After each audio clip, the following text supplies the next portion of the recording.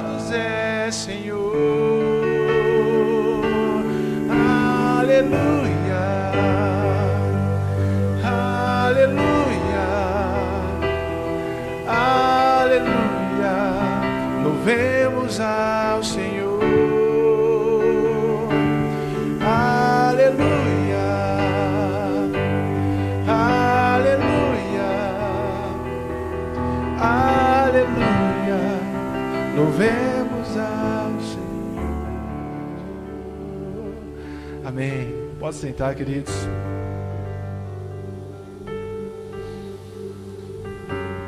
Alguns rostos maravilhosos. Estou vendo aqui a alegria de ter algumas pessoas aqui conosco hoje. Alegria e honra de tê-los conosco. Sejam muito bem-vindos. A presença de vocês é maravilhosa para nós e principalmente para o nosso Papai do Céu, que está recebendo a nossa adoração nessa noite. Amém? Eu não vou falar quem está vindo a primeira vez, porque todo mundo tem vergonha, né? Então levantar a mão, ficar de pé, pedir para todo mundo abraçar e vai ficar. No final, todo mundo vai dar um abraço em todo mundo, certo? E convidá-lo para a próxima semana para que possa celebrar junto conosco. Amém? Eu estou falando pela terceira semana que eu prego sobre Davi. Comecei falando sobre a unção que Davi recebeu de Samuel. Antes de tudo, vamos orar. Feche seus olhos. Pai, nós queremos te dar graças, Deus, por essa noite, por esse tempo. Clamar para que o Senhor venha me usar, Deus, para transbordar o óleo que o Senhor está jogando sobre a minha vida, transbordar sobre a tua igreja. Deus, nós queremos ser cheios, nós precisamos ser cheios. E nós viemos aqui para te louvar, para exaltar o Senhor. Nós viemos aqui para que o teu nome seja engrandecido. Nós viemos aqui, Deus, para que o Senhor seja reconhecido através das nossas vidas. E eu te louvo, Deus, por essa noite. Fala comigo, fala através de mim, em nome de Jesus. Amém. E aí é interessante a forma que Davi foi ungido, a maneira que ele recebeu a unção. E não vou entrar em detalhes aqui, porque hoje não é sobre a unção, mas sim sobre o período de perseguição que Davi sofreu. Mas o interessante é que Jessé, quando Samuel chega na casa de Jessé com um chifre de azeite, ele chega para poder liberar uma unção sobre a vida de um rei que estaria dentro da casa de Jessé.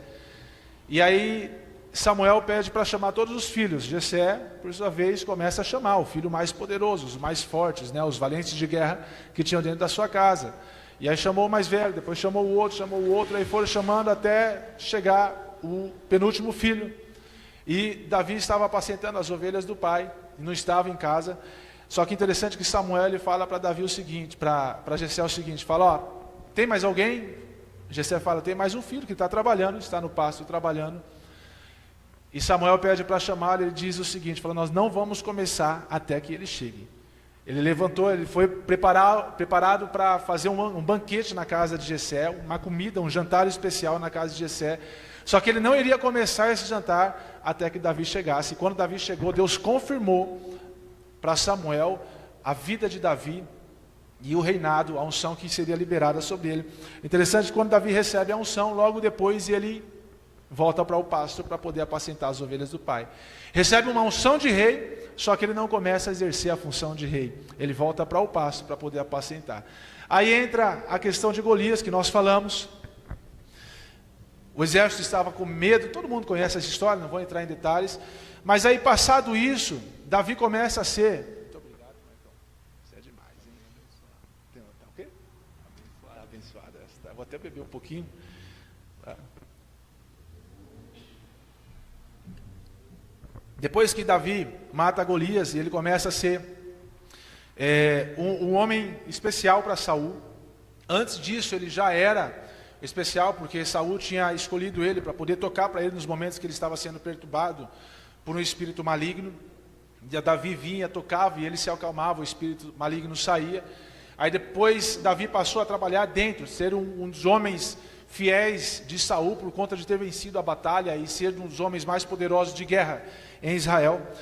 E Saul começa a ficar com inveja começa a ficar nervoso com a situação, começa a ficar enraivado com a situação que estava acontecendo, porque o povo de Israel começou até a cantar uma musiquinha. Quando o povo de Israel, o exército de Israel voltava das batalhas, eles criaram uma música, e Saul ficou morrendo de raiva por essa música e por conta do que estava acontecendo na vida de Davi, no meio do povo de Israel. A música era o seguinte: Saul matou milhares e Davi matou dezenas de milhares.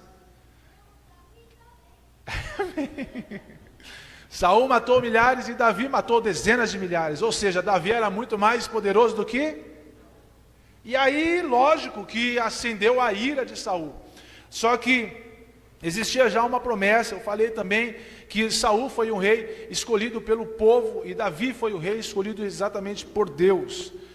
E teria que ser um rei da tribo de Judá, e Saul era da tribo de Benjamim. Aí teve toda aquela situação e a mudança de genealogia para que pudesse vir a Jesus, chegar até Jesus. Jesus sairia de uma linhagem de rei, da tribo de Davi, Judá, filho de Davi e tudo mais, tudo aquilo que nós todos conhecemos. Se você ainda não conhece, pega a Bíblia, vai estudar na sua casa, que é muito interessante.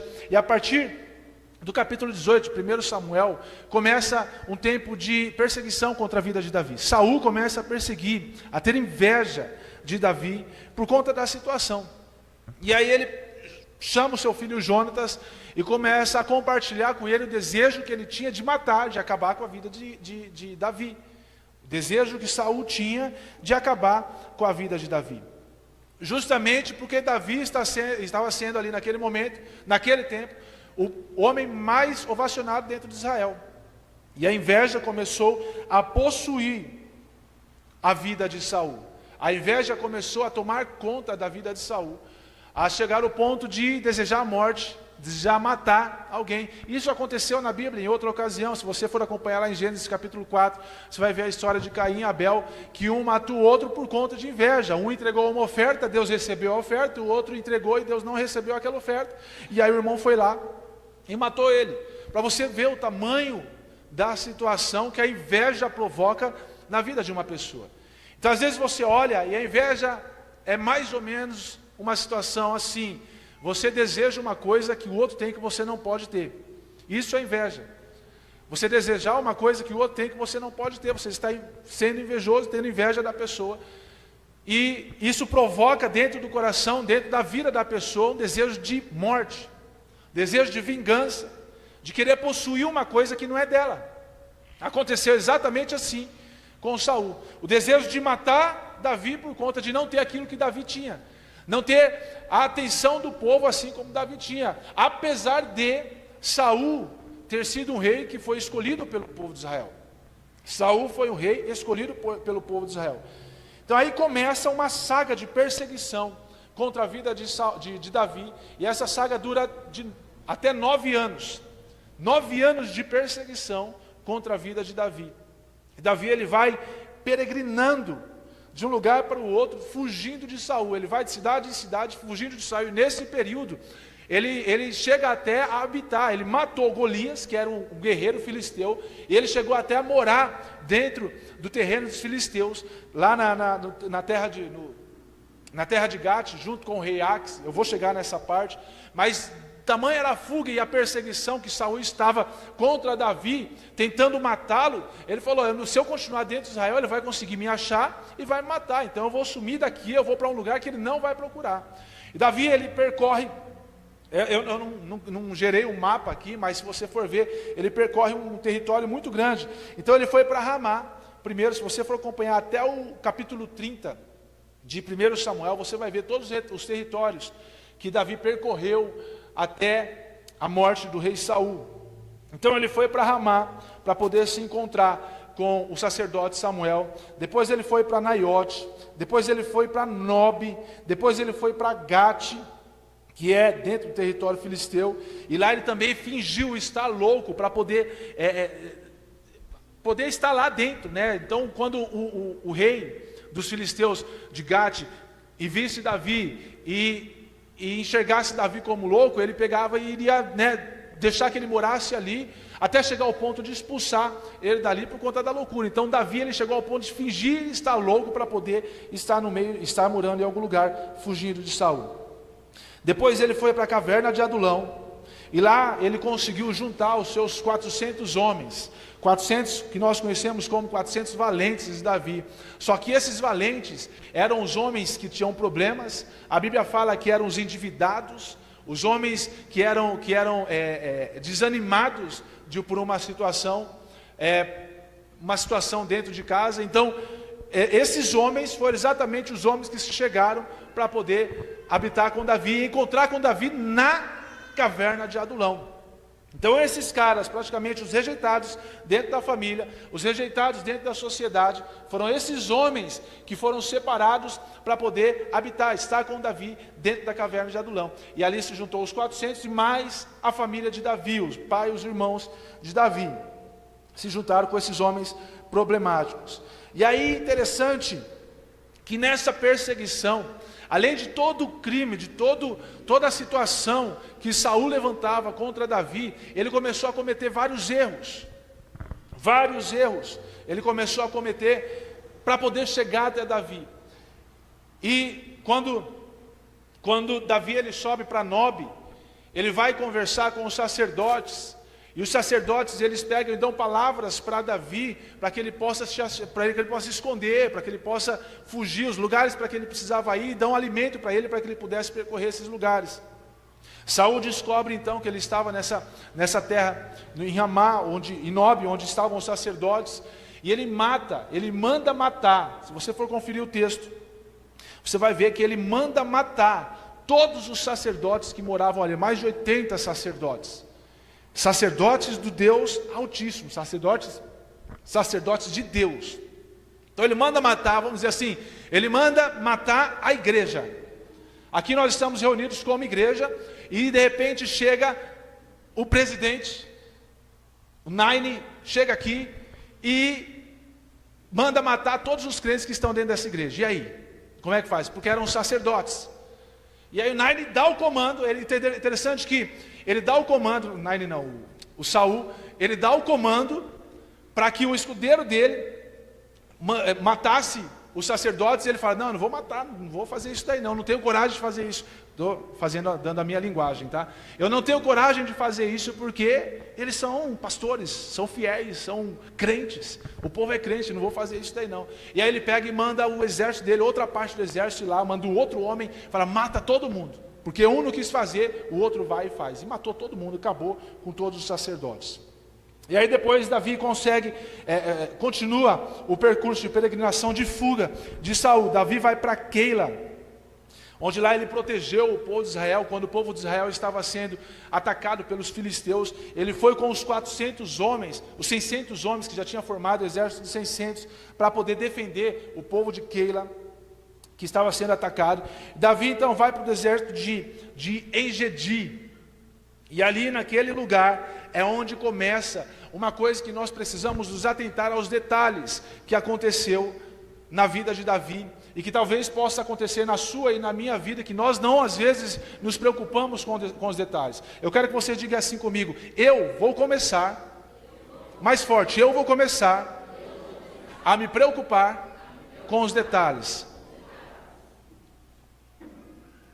Detalhes que são importantes para as nossas vidas e que foi de suma importância para Davi, para que ele, no final da vida dele, sofresse as consequências. Então, todas as coisas que Davi fez, ele esqueceu de alguns detalhes.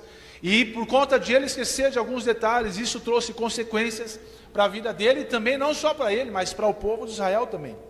Lá no capítulo 24, de primeiro livro de Samuel, no capítulo 24, vamos ler lá comigo, por favor?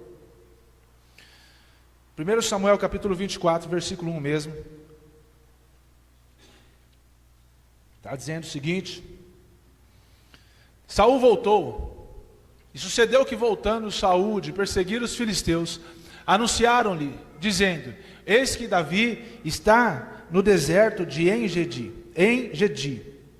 Então Saul tomou 3.000 de seus melhores soldados, versículo 2, 3.000 de seus melhores soldados, de todo Israel, e partiu à procura de Davi e seus homens, perto dos rochedos dos bodes selvagens. Ele foi aos currais de ovelhas que ficavam junto ao caminho. Havia ali uma caverna, e Saul entrou nela para fazer suas necessidades. Davi e seus soldados estavam bem no fundo da caverna. Eles disseram: este é o dia sobre o qual o Senhor lhe falou. Entregarei nas suas mãos o seu inimigo, para que você faça com ele o que quiser. Então Davi foi com muito cuidado e cortou uma ponta do manto de Saul, sem que este percebesse. Mas Davi sentiu bater-lhe o coração de remorso por ter cortado uma ponta do manto de Saul. E então disse aos soldados: que o Senhor me livre de fazer tal coisa ao meu Senhor, de erguer a mão contra ele, pois é ungido do Senhor.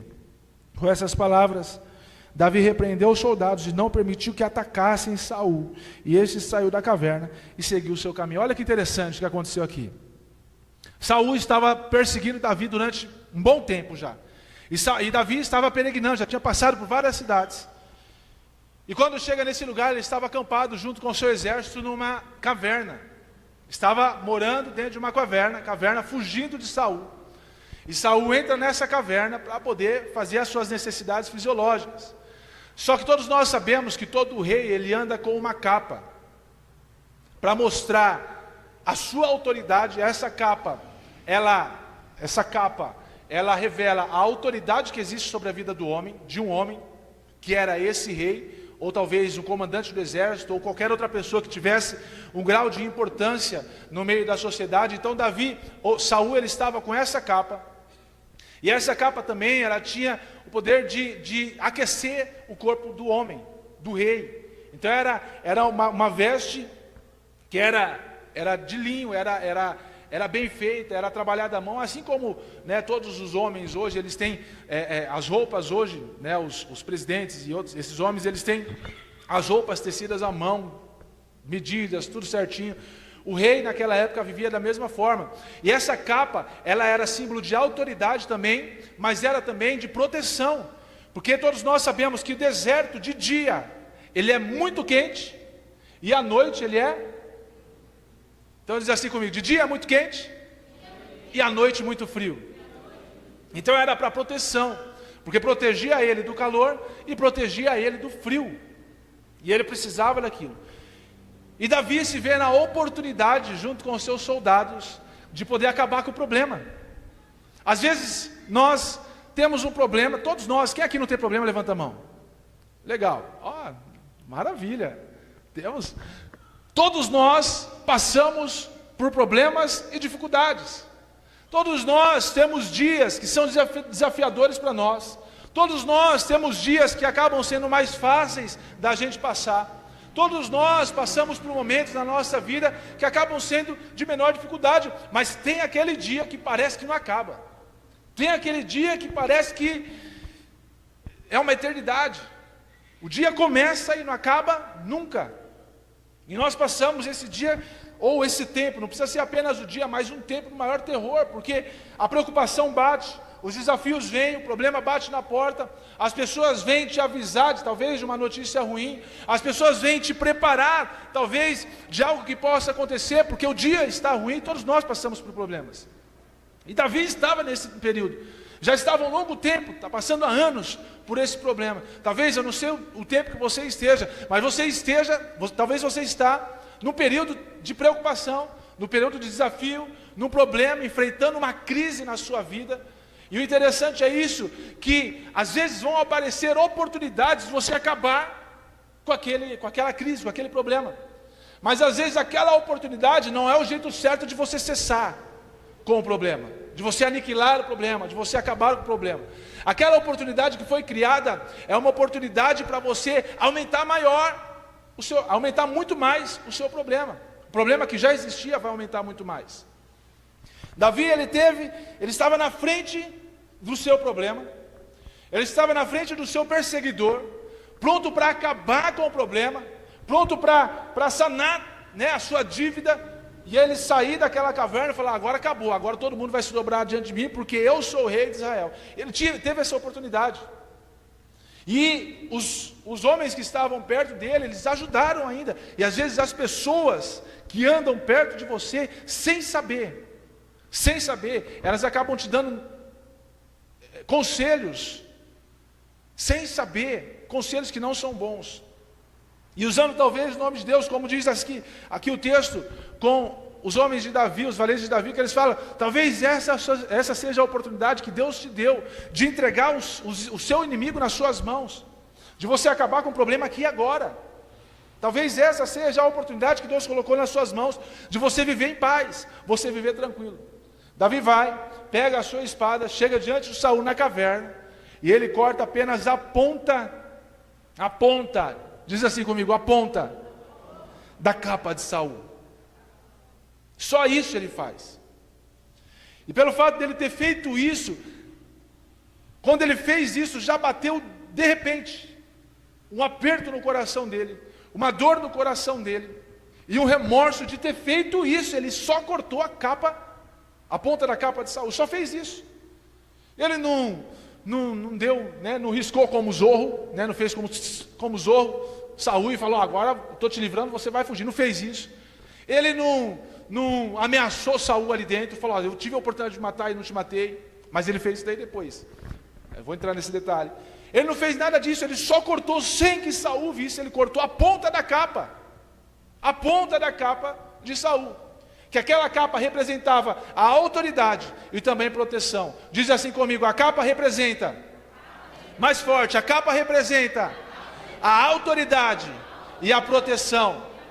Aquilo que existe sobre a sua vida, que pode existir sobre a sua vida, é o que representa através dessa capa, a autoridade que Deus está colocando sobre a sua vida, e a proteção que Deus está trazendo sobre a sua vida, através da capa que Deus está te envolvendo nessa noite. Só que vão se levantar pessoas que vão querer tirar essa autoridade de você, vão se levantar pessoas que vão querer arrancar essa proteção de você, se colocando na posição de Saul. Vão se levantar pessoas para poder acabar com aquilo que está sendo dado para você, mas ao mesmo tempo se colocando agora na posição de Davi. Era a oportunidade que ele tinha de acabar com o problema, era a oportunidade que ele tinha de dizer, agora estou aliviado. Só que o texto fala que bateu um remorso, um aperto no coração de Davi, por conta dele ter feito apenas aquilo, por conta dele ter dado ouvidos aos seus homens dentro da caverna. Bateu um remorso. O texto fala, Davi sentiu bater o coração de remorso. Então imagina Davi era um cara intenso. Se você for ler todos os salmos de Davi, nesse período de perseguição que Davi relata dentro da sua palavra, em Salmos, todas essas músicas que Davi cantava em período de perseguição, você vai ver que as oportunidades eram lançadas, e ele sofria perseguição, mas ele confiava em Deus, ele tinha um relacionamento com Deus, e ele deixou ser levado pelos conselhos dos homens, que eram aparentemente conselhos bons, conselhos que talvez vão fazer bem para você, são legais. Eram homens que se juntaram com ele para poder fazer aliança com ele, era uma aliança boa, mas talvez aquele conselho não fosse para a hora certa. Davi, ele pega a capa, quando Saul sai da caverna, tá a uma distância já, Davi, ele sai e grita, Saul, aqui ó, eu tive a oportunidade de te matar e não te matei, estou aqui com um pedaço da sua capa, por que você está me perseguindo?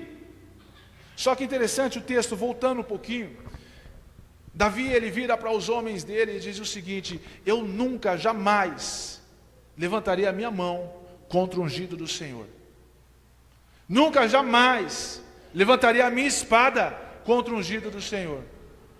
Ele respeitava a autoridade que era colocada por Deus sobre a vida dele.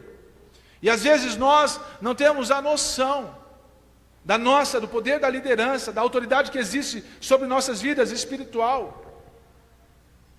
Nós desrespeitamos, tantas pessoas passaram por aqui e passam por tantos lugares e não têm a noção e a capacidade de entender o nível de autoridade espiritual que existe sobre as nossas vidas, através dos nossos pastores.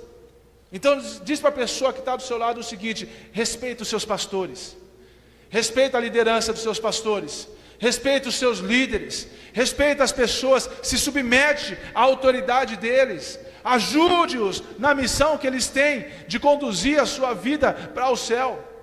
Muitas pessoas, só um parênteses, muitas pessoas acham que a igreja é o pastor, e o pastor tem a obrigação de cuidar e de isso daqui. Não. Qual que é o pastor? O papel do pastor dentro da igreja? O papel do pastor é conduzir as ovelhas para o caminho certo. O que o pastor de ovelhas faz? O pastor de ovelhas, ele conduz as ovelhas para dentro do seu, como é que chama aquele cercadinho ali? Para o seu aprisco. Eles vai, de alguma forma, tem o cão pastor lá que vai mordendo a perninha das ovelhas, tem, né? Então a função dele é conduzir as ovelhas de uma forma. Quem já assistiu aqui Baby, Porquinho Atrapalhado?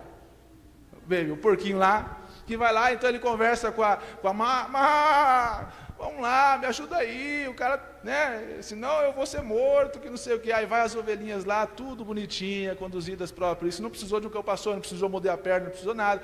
Só que o pastor precisava estar mostrando o caminho.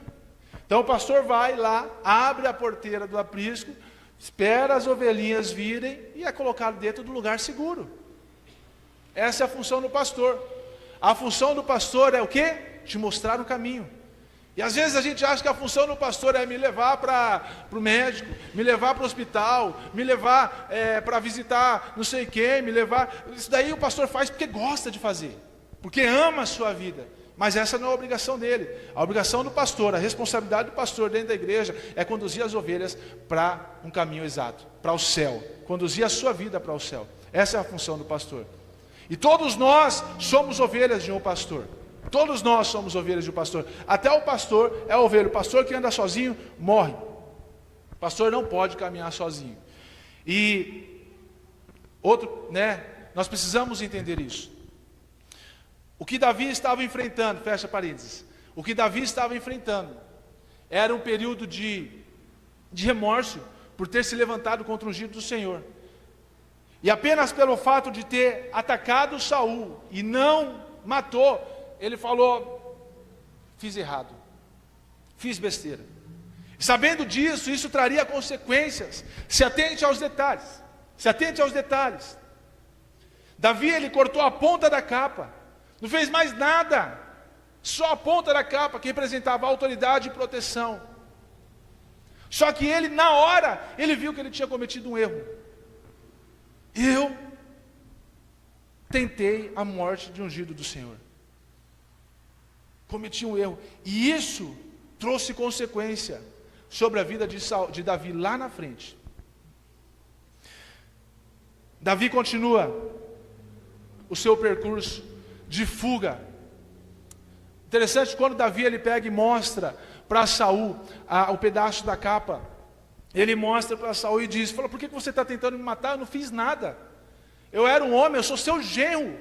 Eu sou uma pulga, eu não sou nada. Você acha que eu estou tentando te matar, que eu estou tentando fazer isso? Eu não estou fazendo nada, eu só quero estar tranquilo. Saul, ele se arrepende. Quando existe esse período de humilhação de Davi para com Saul, ele se arrepende. E ele coloca, a Bíblia fala no capítulo 24, fala que ele se ajoelha com seu rosto em terra. E começa a pedir desculpas para Davi por ter tentado matar Davi. Olha que interessante. Acompanhe o texto, você vai ver. Só que aí, mesmo assim, Davi ele fica preocupado com a perseguição, fica preocupado com a morte, porque Jonatas era o melhor amigo, e ele ficava falou: meu pai está tentando te matar, foge daqui, vai embora.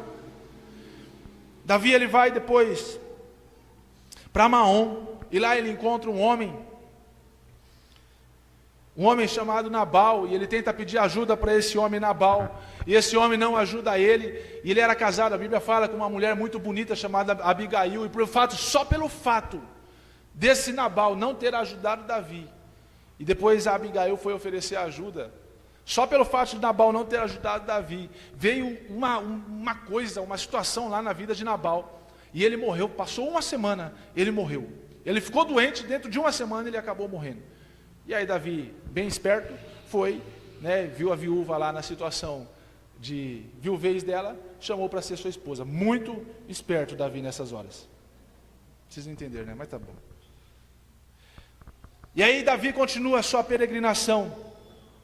Davi continua o seu período de peregrinação, correndo de Saul. Depois ele volta a habitar no meio dos filisteus. Ele vai para Zife. Depois ele vai para o meio dos filisteus novamente, habitar na terra de Gate, junto com o rei Aquis. E lá ele faz uma aliança com o rei, leva os seus homens para poder morar lá. E quando os filisteus eles se voltam para guerrear contra o povo de Israel. Interessante é que Davi ele estava preparado também para poder guerrear contra o exército de Israel. E aí o rei dos filisteus, a liderança dos filisteus, vira para Aquis, que era o rei de Gate, e fala: não é confiável Davi nesse lugar. Não era esse homem que estavam gritando lá agora? Saul matou milhares e Davi matou 10 milhares, não é confiável. Aquis vira para Davi e diz o seguinte, falou: não é bom que você vá conosco não, as pessoas não estão confiando em você, então volta para casa. Quando eles voltaram para casa, para Gate, chegaram lá, os amalequitas tinham roubado tudo, tinha acabado tudo. Eles pegaram e avançaram para cima dos amalequitas e venceram os amalequitas. Mas o que eu quero mais me atentar dentro desse tempo, nessa palavra, era os detalhes. Os detalhes que você precisa observar na sua vida, para que você não possa cair, não venha cair em condenação, por conta de coisas erradas que nós fazemos, que já foi falado: o ungido do Senhor, ninguém toca a mão, ninguém levanta a mão contra o ungido do Senhor. Alguém que foi levantado por Deus, para ser estabelecido como autoridade sobre a sua vida, foi ungido por Deus, ninguém levanta a mão. Abre lá em 1 Reis, no capítulo 1, olha só o que aconteceu com Davi. Lembra que eu falei que a capa representava a autoridade, mas também representava proteção. Proteção no deserto, por conta do calor, e proteção à noite, por conta do frio, que era muito frio. Então, o Saul, ele estava ali, encapado de proteção. No período do deserto, talvez de muito frio que estava naquele tempo, Saul estava com a sua proteção, e Davi, ele cortou aquilo que era a proteção. Ele cortou o laço de proteção que existia através de um símbolo sobre a vida de Saul. O texto diz o seguinte: quando o rei Davi envelheceu, estando já de idade bem avançada, cobriam-no de cobertores, mas ele não. O que você faz quando está muito frio? O que você faz quando está muito frio? Se cobre. Se está muito frio, você se cobre. Você coloca a blusa, coloca o agasalho. Se você está em casa, você coloca uma coberta, coloca o edredom, você se agasalha, você se prepara para o frio. Saul, ele estava preparado para o frio com a sua capa. Mas Davi, ele quebrou um princípio, além de atacar o ungido do Senhor. E a consequência veio para ele lá na frente. A Bíblia fala, o texto fala, que Davi, ele ficou com muito, mas muito frio. E nada que fizesse aquecia Davi. Você entende? Por conta dele ter quebrado, dele ter cortado uma ponta. Diz assim comigo: a ponta da capa. Foi só a ponta da capa. Ele não arrancou a capa de Saul, ele não fez nada, ele só cortou a ponta da capa. Mas logo bateu o remorso. Mas mesmo tendo o remorso, tem um ditado que fala: aqui se faz, aqui. Mesmo batendo remorso, arrependimento, você pode pedir perdão, mas vai vir consequências daquilo. Se você mata alguém, se você rouba alguém, você pode pedir perdão, vir para a igreja, se arrependeu, mas se a polícia te pegar, o que vai acontecer com você? Você vai ser preso. Você pode falar: agora eu sou crente, agora eu sou pastor, agora eu sou filho de Deus, me arrependi. Beleza, legal, que bom que você está crente agora, mas você vai para a cadeia. A mesma coisa aconteceu com Davi, ele se arrependeu. Já tinha passado o tempo, mas a consequência veio. A Bíblia fala que ele estava com muito frio, e tudo que as pessoas faziam, nada sustentava. Cobriam.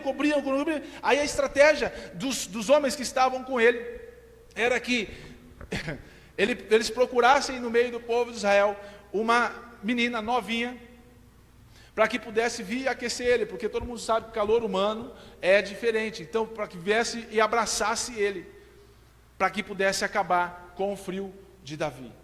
Nada acabava com a consequência que estava trazendo sobre o erro que ele tinha cometido.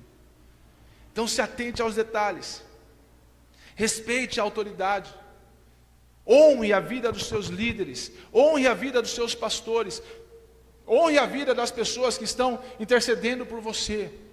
estão cuidando da sua vida espiritualmente. Honre essas pessoas. Coisas que nós precisamos aprender como igreja. Pode passar, nós podemos chegar aqui 1.000, 2.000, 3.000, 5.000, 10.000 pessoas. Nós precisamos aprender o primeiro princípio: honra. Honrar aqueles que Deus instituiu como líderes nossos. Ah, mas estão fazendo errado. Ah, mas estão caminhando por lugares errados, caminho errado. Estão pedindo para mim fazer o que é errado. Se for errado, estão pedindo para você fazer. Ah, pedindo para você pular da ponte. Você vai pular? Claro que não. Não é porque é seu líder que você tem que se matar dessa forma. Não. Vai sondar, ver se Deus se Deus está com essa situação mesmo. Mas nunca se levante contra uma autoridade, contra o ungido do Senhor. Nunca se levante contra o ungido do Senhor. Se atente aos detalhes. Por causa do corte da ponta da capa, acabou a proteção de Davi. Pela ponta da capa, acabou a proteção de Davi. A autoridade existia, mas o frio veio, bateu, e na sua velhice, o frio alcançou Davi. E nada o aquecia, nada o aquecia. Nós precisamos entender isso.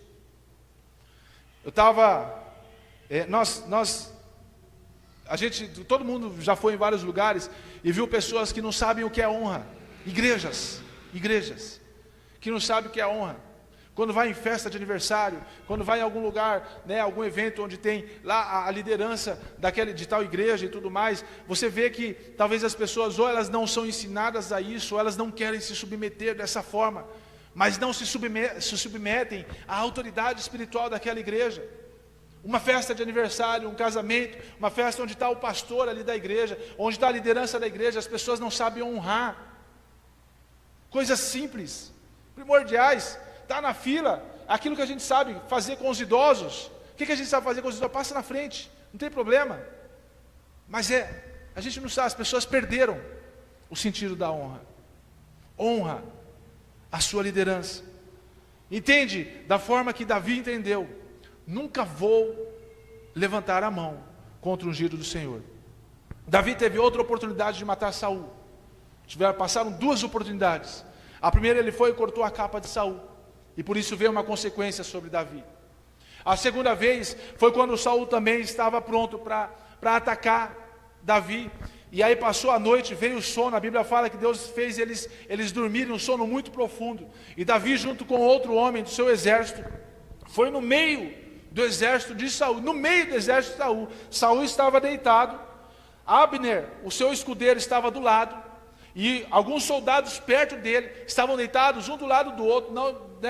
Qualquer barulho era o suficiente para acontecer alguma coisa ali. Deus fez o exército inteiro de Saul dormir profundamente. E Saul, junto com um homem, foi lá onde Saul estava dormindo. Passou no meio de todo o exército, foi na onde Saul estava dormindo, junto com seu escudeiro Abner. Pegou a sua lança.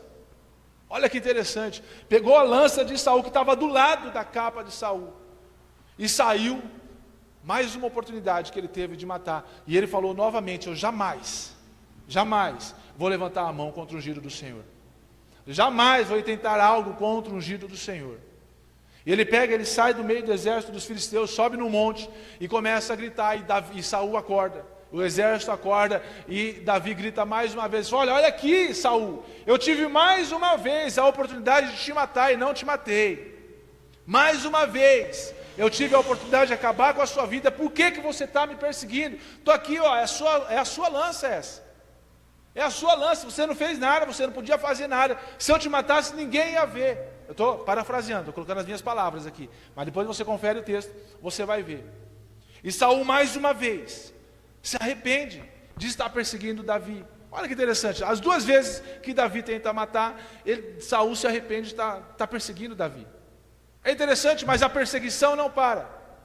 E as oportunidades que vão ser levantadas para você acabar com problemas, com sugestões de pessoas que são amigas, mas são sugestões erradas, elas vão surgir.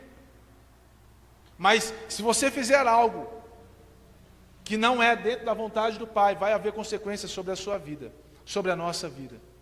Nunca se levante contra o ungido do Senhor. Diz assim comigo: nunca vou me levantar contra o ungido do Senhor. Nós como igreja precisamos entender isso. Quando essa igreja estiver grande, as pessoas precisam entender o propósito que você está aprendendo aqui. Nunca se levante contra o ungido do Senhor. Nunca tente contra a vida do ungido do Senhor. Porque vai haver consequências. A consequência cedo ou tarde vai chegar. Porque Davi acabou com a proteção dele no final da vida não teve. Ele passou frio.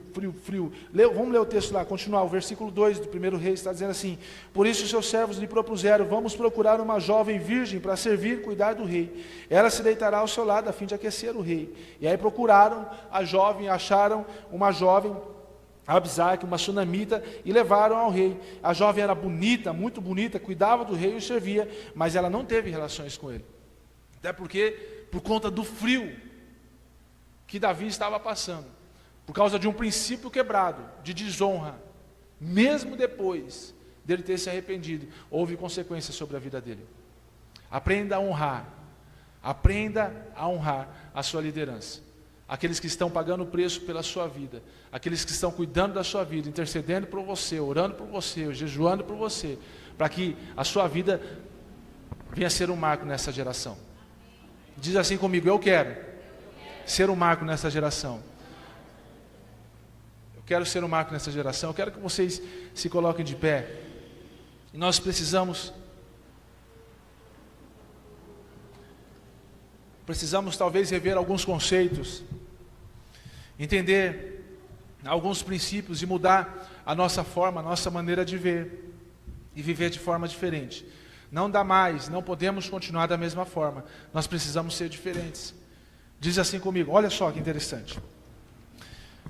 Muitas pessoas hoje a internet está vindo para estragar demais a vida da igreja. E as pessoas elas estão dizendo para muitos aí: eu sou igreja, eu não preciso ir na igreja para cultuar, porque eu já sou igreja. A Bíblia me fala que eu sou igreja. Isso é uma mentira que as pessoas estão inventando, e muitos dos filhos estão caindo nessa mentira. Eu não vou falar para você dizer isso, mas você não é igreja. Meu Deus, e agora? Não, você não é igreja. Aqui, dentro desse lugar, em comunhão com os irmãos, você é a igreja. Na sua casa sozinho, você não é igreja não. Na sua casa sozinho, você não é igreja. A Bíblia nos ensina em Hebreus que nós precisamos, Deus ele ordena que nós estejamos em comunhão, que nós venhamos congregar, nós precisamos estar congregando, e assim nós somos igreja. Existe uma música que fala que membro fora do corpo acaba morrendo, amputado e condenado, só questão de tempo. Membro fora do corpo acaba morrendo. A Bíblia nos ensina que Cristo é o cabeça da igreja, certo? Jesus é o cabeça da igreja, só que é o cabeça da igreja, e você não é igreja na sua casa. A música fala que membro fora do corpo acaba morrendo. Você é corpo de Cristo, você faz parte do corpo de Cristo, mas só se você estiver na igreja. Você não pode cultuar a casa e se dizer igreja, se dizer corpo de Cristo, estando na sua casa. Como é que uma pessoa, um dedo, a unha, sozinha, ela não faz efeito nenhum? Se o meu cérebro, a cabeça, ela manda o comando para todo o restante do corpo. Mas para que o corpo receba esse comando, eles precisam estar ligados. Se você faz assim com a mão, faz assim com o pé, pula, corre, é um comando que o seu cérebro, que a sua cabeça está mandando para o restante do corpo. Mas o corpo precisa estar conectado. A igreja precisa estar junta. Você sozinho não é igreja. A igreja só se torna igreja quando está em comunhão. Diz assim comigo: eu só sou igreja quando estou em comunhão. Aí você pode falar assim comigo: mas eu sou templo do Espírito Santo. Isso sim, você é templo do Espírito Santo. Legal, você é morada do Espírito Santo. Maravilha, isso é verdade. Mas igreja, você não é igreja na sua casa não.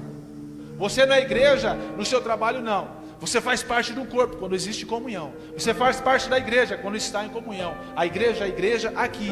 Não esse prédio sozinho também não. É a comunhão. Diz assim comigo: a comunhão me faz ser igreja. Então nunca deixe de ser igreja. Nunca deixe de ser igreja. Porque a Bíblia nos ensina, a Bíblia nos fala que Deus vai vir buscar a sua igreja. Nós estamos sendo preparados como igreja para poder cultuar, para poder celebrar as bodas do Cordeiro lá no céu, o casamento de Cristo com a igreja.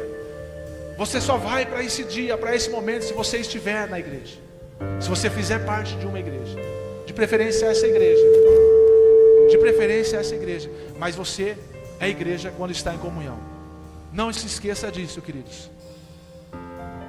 Honre a sua liderança, honre a sua igreja, honre o lugar que você está, para que não haja consequências sobre a sua vida, para que não haja o peso da mão do Senhor sobre a sua vida. Davi, ele morreu com frio.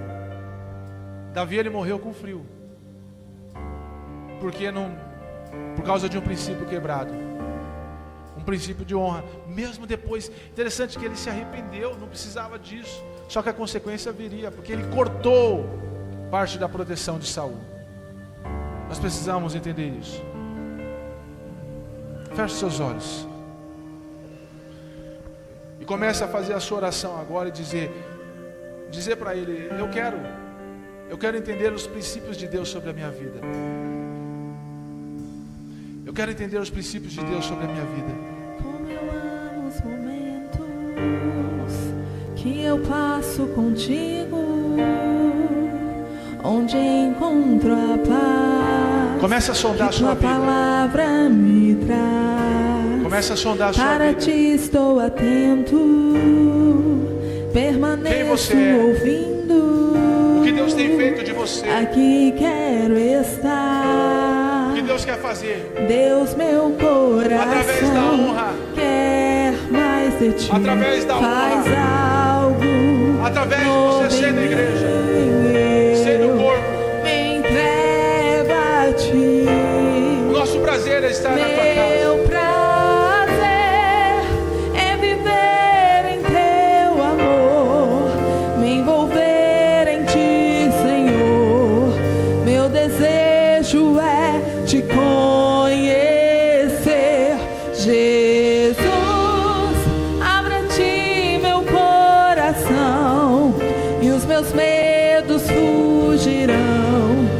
O teu toque é tudo que eu quero. Nunca deixe morrer dentro de você. Nunca deixe morrer dentro de você coração,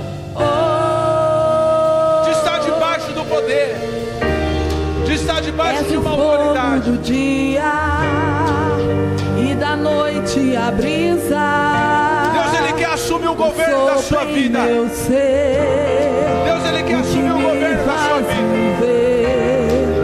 Não há dúvida alguma. Deus quer assumir o governo da sua vida. Do amor que revela a mais doce afeição. Para isso você precisa entregar.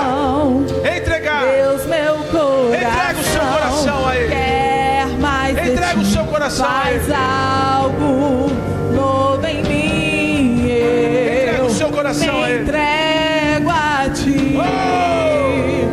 Meu prazer é viver em teu amor, me envolver. Entrega o seu coração a Ele. Meu desejo é te conhecer, Jesus. Entrega o seu coração a Ele. Meu coração e os meus medos fugirão. O teu toque é tudo que eu quero.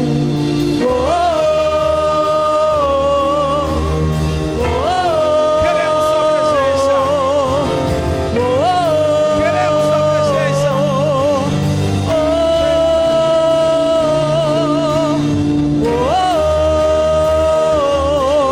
Queremos sua presença.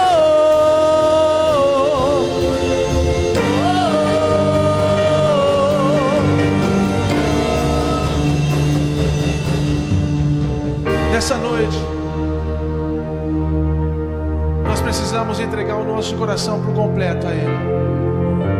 Entregar as nossas vidas por completo a Ele. Saber que nós somos completamente dependentes dEle. Nós não conseguimos nada e não somos nada sem Ele. O ar que nós respiramos vem dele. O fato hoje de nós termos acordado, nós temos saúde, você tem a saúde. O fato de você estar gerando vidas, é tudo por causa dele. E nós precisamos entender isso. Mas o que eu quero que você entenda também, abaixa um pouco o retorno aqui. Entregar o nosso coração a ele. Entregar o nosso coração a ele. E quando nós entregamos o nosso coração, nós estamos entregando ali o domínio das nossas vidas, o controle das nossas vidas, o comando das nossas vidas, estamos entregando a ele. E quando nós entregamos a ele de verdade, nós saímos de cena e ele passa a ter o controle. É apenas isso que ele quer. É apenas isso que nós precisamos fazer. Devolver para ele o comando das nossas vidas. Se você nessa noite quer entregar para ele o comando da sua vida, se você nessa noite quer devolver para ele o comando da sua vida, erga as suas mãos. Na onde você estiver, erga as suas mãos. Eu hoje quero entregar o comando da minha vida a Deus. Eu nessa noite quero devolver o comando da minha vida a Deus.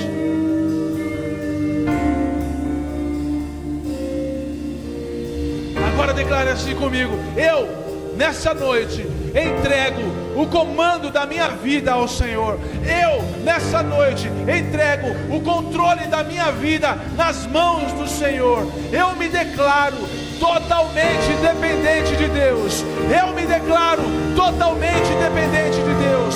Eu me declaro debaixo do domínio do Senhor. Eu me declaro debaixo do controle e das ordens do Senhor. Ele está agora no comando da minha vida, no comando da sua vida. Receba o Espírito Santo como dono, receba o Espírito Santo como rei, receba o Espírito Santo como governante da sua vida, receba o Espírito Santo como dono da sua vida.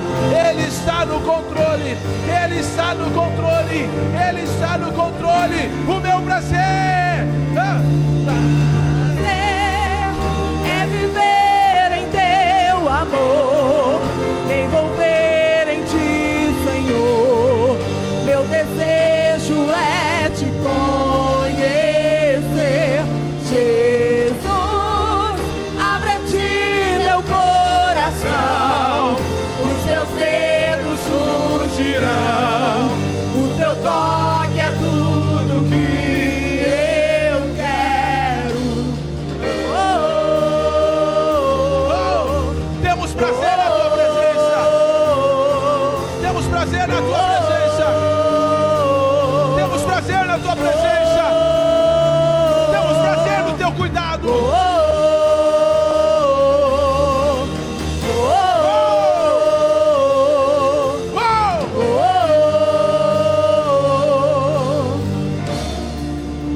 Eu abro o coração a ti. Entrega nessa noite o comando da sua casa. Eu abro o coração. Entrega nessa noite o governo da sua família. Aqui, Não é mais por você, é para Ele. É por causa dele. Para Ele são todas as coisas. Faz em mim, Senhor, Faz o teu querer em mim. eu querer. Eu abro o coração Entrega a Ele. a ti. Entrega a Ele. Eu abro Entrega o a Ele. coração hoje aqui. Toque em mim com teu poder. Oh! Faz em mim, Senhor, teu querer. Eu abro o meu coração. Eu abro o coração a ti. Eu abro o coração hoje aqui. Abra o seu Toque coração. em mim com teu poder.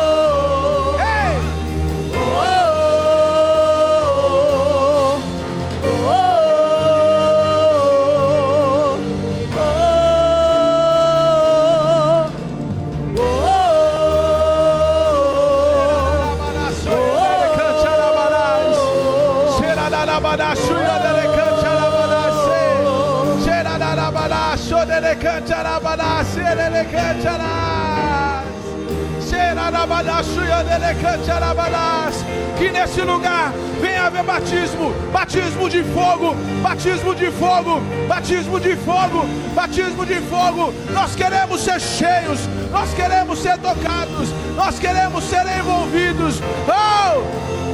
Toca-nos, toca-nos, toca-nos, toca-nos, toca-nos. Oh!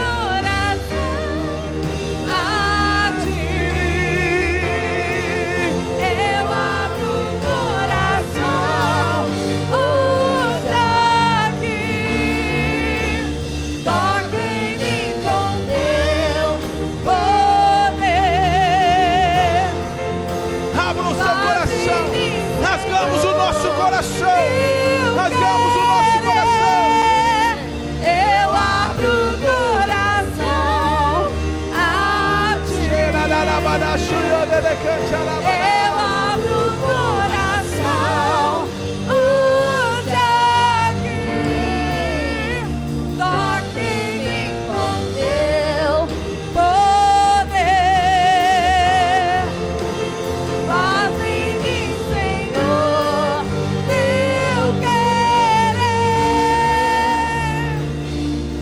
Deus, faz em nós a tua vontade. Faz em nós a tua vontade.